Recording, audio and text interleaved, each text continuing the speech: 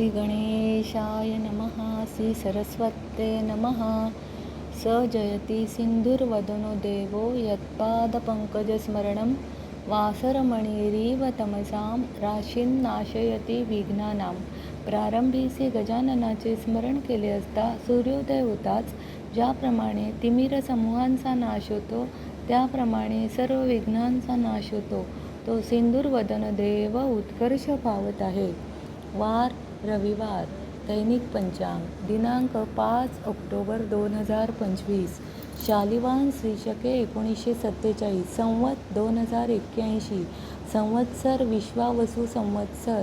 अयन दक्षिणायन. सौर ऋतू शरद ऋतू.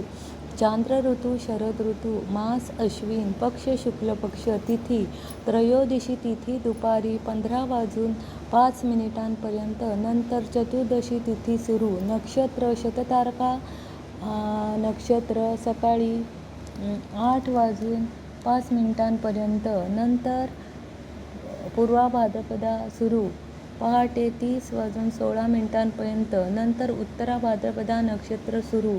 योग गंड योग 16 वाजून 34 मिनिटांपर्यंत. नंतर वृद्धी योग सुरू.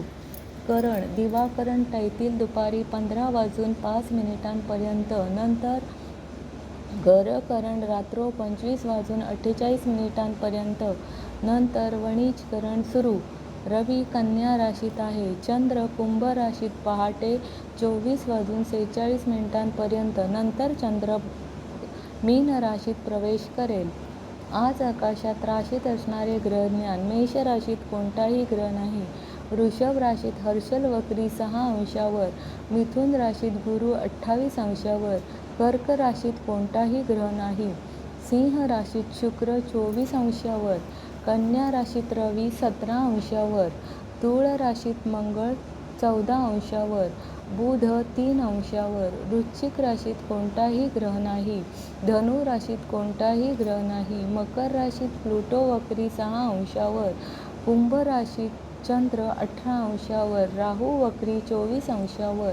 मीन राशीत शनी वक्री 3 अंशावर. नेपच्यून वक्री 6 अंशावर. आज आकाशातील ग्रहांचे अंशात्मक प्रमुख योग. चंद्र त्रिकोण योग गुरु. चंद्र प्रतियुती शुक्र. चंद्र युती शनी. राहू काळ रविवारी. राहू काळ हा सायंकाळी 4:30 ते 6 वाजेपर्यंत असतो. सर्वथा अशुभ काळ. यावेळी शुभकार्य करू नयेत. अग्निवास पृथ्वीवर अग्निवास आहे. दिनविशेष चांगला दिवस. त्रयोदशी चतुर्दशी श्राद्ध. पितृपक्षातील महालय श्राद्ध 15 नोव्हेंबर 2025 पर्यंत करता येते. तिथीच्या श्रवणाने लक्ष्मी प्राप्त होते. वाराच्या श्रवणाने आयुष्याची वृद्धी होते. नक्षत्राचे श्रवण केले असता आपल्या आयुष्यातील सर्व पातक निघून जाते. योगाचे श्रवण केले असता आपल्या शरीरातील सर्व रोगांचे निवारण होते. कर्णाचे श्रवण केले असता आपल्या मनातील शुभ चिंतित मनोरथ सिद्ध होतात. आणि या सर्वांचे नित्य श्रवण केले असता तुम्हाला नित्य गंगा स्नानाचे फल मिळते. शुभम भवंतु.